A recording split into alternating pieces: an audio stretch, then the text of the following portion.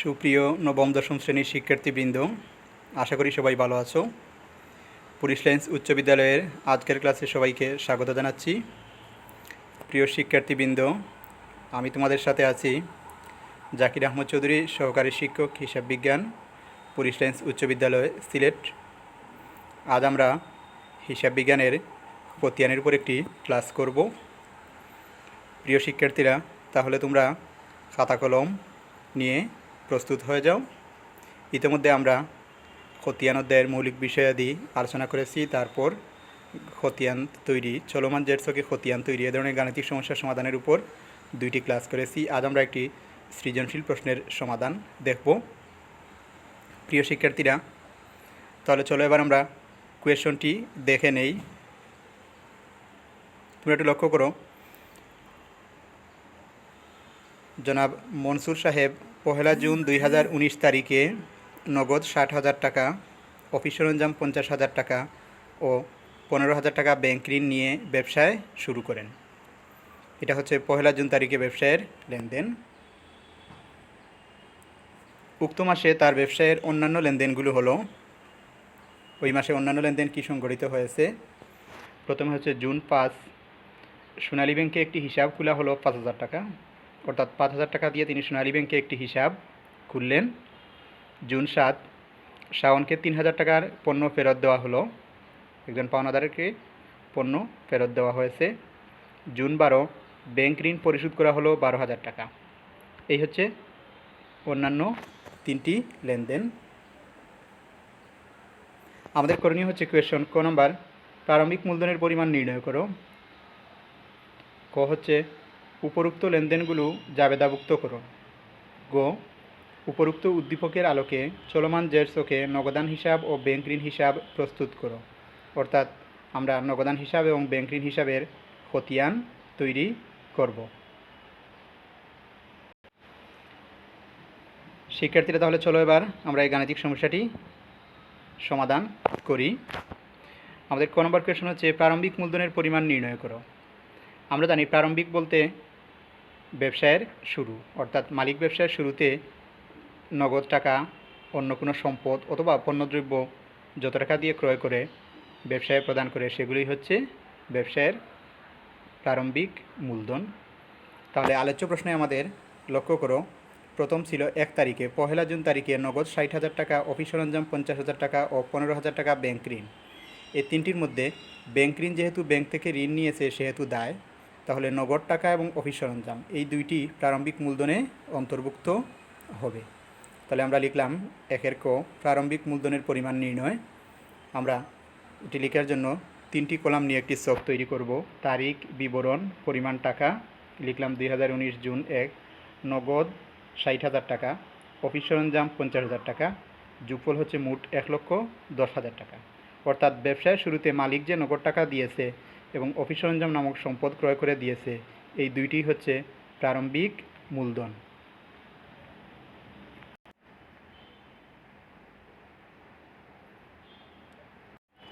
এবার আমরা দ্বিতীয় লেনদেনটি জাবেদা দেখব। দ্বিতীয় যে লেনদেন তা ছিল, সোনালী ব্যাংকে একটি হিসাব খোলা হলো। তাহলে সোনালী ব্যাংকে যদি হিসাব খুলে, তাহলে ব্যাংকে টাকার পরিমাণ বৃদ্ধি পাবে আর ব্যবসায় নগদ টাকা হ্রাস পাবে। সেজন্য আমরা লিখলাম সোনালী ব্যাংক হিসাব ডেবিট। ব্যাংক হিসাব একটি ব্যক্তিবাচক হিসাব, তবে তার দ্বারা ব্যবসায়ের সম্পদ বৃদ্ধি পায়, এজন্য সোনালী ব্যাংক হিসাব ডেবিট হয়েছে। নগদান হিসাব ক্রেডিট, অর্থাৎ ব্যবসায় নগদ টাকা হ্রাস পেয়েছে 5,000 টাকা। আমরা সংক্ষেপে ব্যয়কে দিতে পারি, যেহেতু নগদ টাকা দিয়ে ব্যাংকে হিসাব খোলা হলো। তারপরে লেনদেনটি ছিল শাওনকে পণ্য ফেরত দেওয়া হলো। একজন পাওনাদারকে যদি পণ্য ক্রয়ের পর পণ্য ফেরত দেওয়া হয়, তাহলে সেই পাওনাদার হবে গ্রহীতা, তিনি আমাদের পণ্য গ্রহণ করবেন। সেজন্য হবে পাওনাদার শাওন হিসাব ডেবিট। আর ক্রয়কৃত পণ্য ফেরত প্রদান করা হলে আমরা লিখি ক্রয় ফেরত হিসাব ক্রেডিট। টাকার পরিমাণ হচ্ছে 3,000, ব্যয়কে লিখলাম যেহেতু ক্রয়কৃত পণ্য ফেরত দেওয়া হলো। অর্থাৎ এখানে পাওনাদারকে যদি পণ্য ফেরত দিয়ে দিই, তাহলে আমাদের দায় কমে যাবে, এজন্য দায় হ্রাস পেলে ডেবিট দিকে লিখি, সেজন্য লিখলাম পাওনাদার শাওন হিসাব ডেবিট। আর ক্রয় ফেরত হিসাব ক্রেডিট দিকে পণ্য ক্রয়ের পরিমাণ অর্থাৎ ব্যয়ের পরিমাণ কমে যাবে, যা পরিক হবে আয় বা মালিকানা সত্ত্ব বৃদ্ধি করে। তো এই হচ্ছে দুইটি লেনদেনের জাবেদা। এরপরের লেনদেনটি লক্ষ্য করো, 12 তারিখে লেনদেন ছিল ব্যাংক ঋণ পরিশোধ করা হলো 12,000 টাকা। তাহলে ব্যাংক ঋণ যদি পরিশোধ করে তাহলে ব্যবসায়ের দায় হ্রাস পাবে, আর ব্যাংক ঋণ পরিশোধের জন্য ব্যবসায়ের নগদ টাকা চলে যাবে। সেজন্য আমরা জাবেদা লিখব ব্যাংক ঋণ হিসাব ডেবিট এবং নগদান হিসাব ক্রেডিট।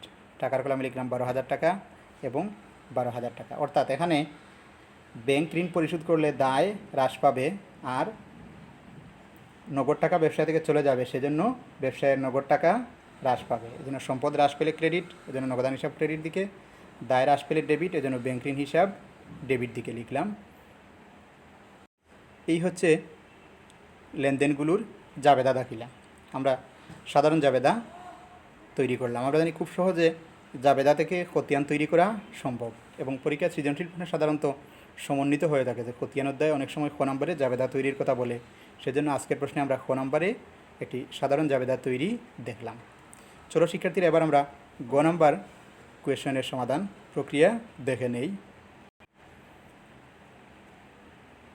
আমাদের গ নম্বর কোয়েশনে বলেছিল,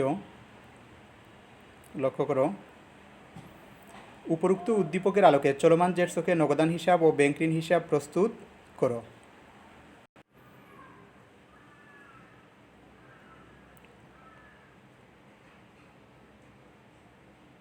অর্থাৎ আমরা চলমান জের ছকে দুইটি খতিয়ান তৈরি করব, নগদান হিসাব ও ব্যাংক ঋণ হিসাবের খতিয়ান। তাহলে আমরা চলমান জের ছকে প্রথমে খতিয়ান তৈরির ছক জানি যে চলমান জের ছকের খতিয়ানে 7টি কলাম থাকে। লিখলাম চলমান জের ছকে নগদান হিসাব ও ব্যাংক ঋণ হিসাবের খতিয়ান, যারা মনসুরের হিসাব বইয়ে। চলো আমরা যে ছকটি তৈরি করেছি লিখছি নগদান হিসাব, ডান পাশে উপরে আমরা লিখলাম হিসাবের কোড নং। আমরা জানি হিসাবের কোড নম্বর থাকে, সেগুলো উল্লেখ করতে হয়। আমাদের ছকের শিরোনাম হচ্ছে তারিখ, তারপরে হচ্ছে বিবরণ বা হিসাবের নাম, জাবেদা পৃষ্ঠা, ডেবিট টাকা, ক্রেডিট টাকা, ডেবিট উদ্বৃত্ত, ক্রেডিট উদ্বৃত্ত। জাবেদা একটু লক্ষ্য করো, সবার প্রথমে 1 তারিখে জানুয়ারির যে লেনদেনটি ছিল সেখানে আছে নগদান হিসাব ডেবিট 75,000 টাকা। আমরা সেই নগদান হিসাব 75,000 টাকা এখানে আনলাম। তবে নগদান হিসাব দুইটি হিসাবের মাধ্যমে এসেছে। মালিক যে টাকা বিনিয়োগ করেছে সেগুলো হচ্ছে মূলধন, এবং ব্যাংক ঋণ হিসাবে যেগুলো এনেছি সেগুলো হচ্ছে দায়। সেজন্য প্রথমে লিখছি আমরা আমাদের খতিয়ান হিসাবটি হচ্ছে নগদান হিসাব, ডেবিট দিকে ছিল। এর বিপরীত নাম ছিল মূলধন হিসাব। মালিকের প্রদত্ত অর্থ 60,000 টাকা, ডেবিট কলামে লিখলাম 60,000, সাথে সাথে ডেবিট ব্যালেন্স 60,000। ব্যাংক ঋণ হিসাব দায় ছিল 15,000 টাকা, লিখলাম ব্যাংক ঋণ হিসাব ডেবিট 15,000 টাকা। যদি ডেবিট উদ্বৃত্ত থাকা অবস্থায় ডেবিট কলামে আবার টাকার পরিমাণ লেখা হয়, অর্থাৎ একই কলামে টাকার পরিমাণ হলে বৃদ্ধি পাবে, ডেবিট ডেবিট হলে প্লাস, এজন্য 60,000 আর 15,000 75,000 টাকা ডেবিট উদ্বৃত্ত। 1 তারিখে লেনদেন শেষ। 5 তারিখে লেনদেনে ছিল ব্যাংকে হিসাব খোলা হয়েছিল, সেজন্য আমরা জাবেদা দিয়েছিলাম যে সোনালী ব্যাংক হিসাব ডেবিট আর নগদান হিসাব ক্রেডিট। তাহলে এখানে নগদানের বিপরীত নাম হচ্ছে ব্যাংক হিসাব এবং টাকা হচ্ছে ক্রেডিট করে 5,000। তাহলে ডেবিট উদ্ধৃত 75,000 থেকে ক্রেডিট উদ্ধৃত 5,000 বিয়োগ করলে হবে 70,000 ব্যালেন্স। ডেবিট উদ্ধৃত 5,000 টাকা কমলো। তারপরে 12 তারিখে লেনদেনে ছিল ব্যাংক ঋণ পরিশোধ করা হলো। তো আমরা জানি ব্যাংক ঋণ পরিশোধ করা হলে ব্যবসায় নগদ অর্থ হ্রাস পাবে। এই জাবেদা ছিল ব্যাংক ঋণ হিসাব ডেবিট, নগদান হিসাব ক্রেডিট। অর্থাৎ এখানে নগদান হিসাব আছে দেখো ক্রেডিট দিকে, এর বিপরীত নাম হচ্ছে ব্যাংক ঋণ হিসাব। সেজন্য আমরা এখানে লিখলাম জুন 12 ব্যাংক ঋণ হিসাব, টাকা দিলাম ক্রেডিট কলামে 12,000। শিক্ষার্থীরা লক্ষ্য করো, এর পূর্বে জুন 5 তারিখে আমাদের উদ্বৃত্ত ছিল 70,000, এখন আবার আসছে ক্রেডিট কলামে টাকা, অর্থাৎ ডেবিট উদ্বৃত্ত 70,000 আর টাকার ফিগার হচ্ছে ক্রেডিট কলামে 12,000। তাহলে এখানে ডেবিট উদ্বৃত্ত হ্রাস পাবে, 70,000 থেকে 12,000 বিয়োগ করে লিখলাম 58,000 টাকা। অর্থাৎ জনাব মনসুরের ব্যবসায় নগদান হিসাবের জুন মাসের উদ্বৃত্ত হচ্ছে 58,000 টাকা ডেবিট উদ্বৃত্ত। এই 58,000 টাকা ডেবিট উদ্ধৃতের অর্থ হচ্ছে ব্যবসায় নগদ টাকা 58,000 টাকা আছে, অর্থাৎ সম্পদ রয়েছে। পরের যে খতিয়ান সেটি হচ্ছে ব্যাংক ঋণ হিসাব। আমাদের 1 তারিখে লেনদেনে ছিল যে মালিক 15,000 টাকা ব্যাংক ঋণ নিয়ে ব্যবসায় শুরু করেছে। তো তাহলে এর জাবেদা ছিল নগদান হিসাব ডেবিট আর ব্যাংক ঋণ হিসাব ক্রেডিট। তাহলে আমাদের খতিয়ান হিসাবটির নাম হচ্ছে ব্যাংক ঋণ হিসাব। এজন্য জুনের 1 তারিখে লিখলাম এই ব্যাংক ঋণ হিসাবের বিপরীত নাম নগদান হিসাব। যেহেতু ব্যাংক ঋণ হিসাব ক্রেডিট দিকে, তাহলে টাকার পরিমাণ হলো ক্রেডিট কলামে 15,000, সাথে সাথে ব্যালেন্স বা উদ্বৃত্ত হলো ক্রেডিট উদ্বৃত্ত 15,000। তারপরে জুন 12 তারিখে ছিল ব্যাংক ঋণ পরিশোধ 12,000 টাকা। এর জাবেদা ছিল ব্যাংক ঋণ হিসাব ডেবিট এবং নগদান হিসাব ক্রেডিট। তাহলে হিসাবের নাম হচ্ছে ব্যাংক ঋণ হিসাব, বিপরীত নাম এখানে লিখলাম নগদান হিসাব। যেহেতু ব্যাংক ঋণ হিসাব ডেবিট দিকে ছিল, অর্থাৎ ঋণ পরিশোধ করার কারণে নগদ টাকা ব্যবসায় হ্রাস পেয়েছিল এবং দায়ও হ্রাস পেয়েছিল, এই জন্য ডেবিট কলামে। তাহলে পূর্বের লাইনে উদ্বৃত্ত ছিল জুন 1 তারিখে ক্রেডিট উদ্বৃত্ত 15,000। এই অবস্থায় ডেবিট কলামে টাকার পরিমাণ লেখা হয়েছে 12,000। তাহলে 15,000 থেকে বিপরীত কলামে 12,000 বিয়োগ করলে আরও ক্রেডিট উদ্বৃত্ত রইল 3,000। অর্থাৎ এই জনাব মনসুরের ব্যবসায়ে জুন মাসে ব্যাংক ঋণের 3,000 টাকা উদ্বৃত্ত রয়েছে। এটা ক্রেডিট উদ্বৃত্ত। শিক্ষার্থীরা আমরা জানি যে ব্যাংক ঋণ একটি দায় হিসাব এবং দায় হিসাবগুলো সাধারণত ক্রেডিট উদ্বৃত্ত প্রদর্শন করে। তাহলে এখানেও আমাদের ক্রেডিট ব্যালেন্স হয়েছে 3,000 টাকা। এই হচ্ছে আমাদের এই গাণিতিক সমস্যাটির সমাধান প্রক্রিয়া। শিক্ষার্থীরা আমি আশা করি তোমরা এই গাণিতিক সমস্যার সমাধানের প্রক্রিয়াটি বুঝতে পেরেছো এবং এভাবে তোমরা জাবেদা থেকে খতিয়ান তৈরি করতে পারবে। 2টি বা 3টি যদি খতিয়ান তৈরি করতে বলে, তোমরা বাসায় ক্লাসটি মনোযোগ সহকারে দেখবে। এর আলোকে একটি বাড়ির কাজ তোমরা সমাধান করবে। শিক্ষার্থীরা চলো আমরা সেই বাড়ির কাজটি একটু দেখে নেই। 2018 সালের এপ্রিল মাসে আশরাফ ট্রেডার্সের মালিক নগদ 1,20,000 টাকা ও 50,000 টাকার আসবাবপত্র নিয়ে ব্যবসা শুরু করেন। উক্ত মাসে তার ব্যবসায়ের অন্যান্য লেনদেনগুলো হলো, ব্যবসায়ের প্রথম দিন মালিক যে টাকা নিয়েছেন সেই টাকা দেওয়া আছে। অন্যান্য লেনদেন হচ্ছে মার্চ 12 তারিখে, লক্ষ্য করো, নগদে ক্রয় 20,000 টাকা এবং বাকিতে ক্রয় 8,000 টাকা। মার্চ 16 চেকে পণ্য বিক্রয় 15,000 টাকা। মার্চ 20 অতিরিক্ত মূলধন আনয়ন 10,000 টাকা। মালিক ব্যবসায় চলমান অবস্থায় প্রয়োজনে অতিরিক্ত মূলধন বিনিয়োগ করতে পারে। মার্চ 26 পাওনাদারকে চেকে পরিশোধ 5,000 টাকা। এই হচ্ছে ব্যবসায়ের লেনদেনগুলো। আমাদের করণীয় কোয়েশনে কী আছে আমরা তা দেখে নেব। শিক্ষার্থীরা এখানে মাসের নাম হবে মার্চ মাস।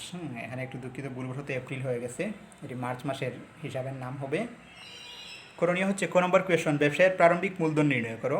আমরা যে গাণিতিক সমস্যাটি এই ক্লাসে সমাধান করেছি সেখানে প্রারম্ভিক মূলধন নির্ণয় করেছি। লেনদেনগুলোর জাবেদা দাখিলা প্রদান করো।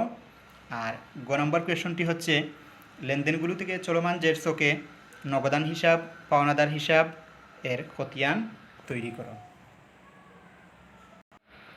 2টি খতিয়ান, নগদান হিসাব ও পাওনাদার হিসাবের খতিয়ান তৈরি করবে। আমি আশা করি শিক্ষার্থীরা তোমরা এই কোয়েশনটি সমাধান করতে পারবে। প্রত্যেকে এটি খাতায় লিখে রাখবে। আমরা স্কুল খুললে বাড়ির কাজটি দেখব। কারো যদি কোনো সমস্যা হয়ে থাকে তাহলে আমাকে জানাবে। সবাই ভালো থাকবে, সুস্থ থাকবে। পরবর্তী ক্লাসে আবার দেখা হবে। ততক্ষণ সবাই ভালো থেকো। ধন্যবাদ সবাইকে।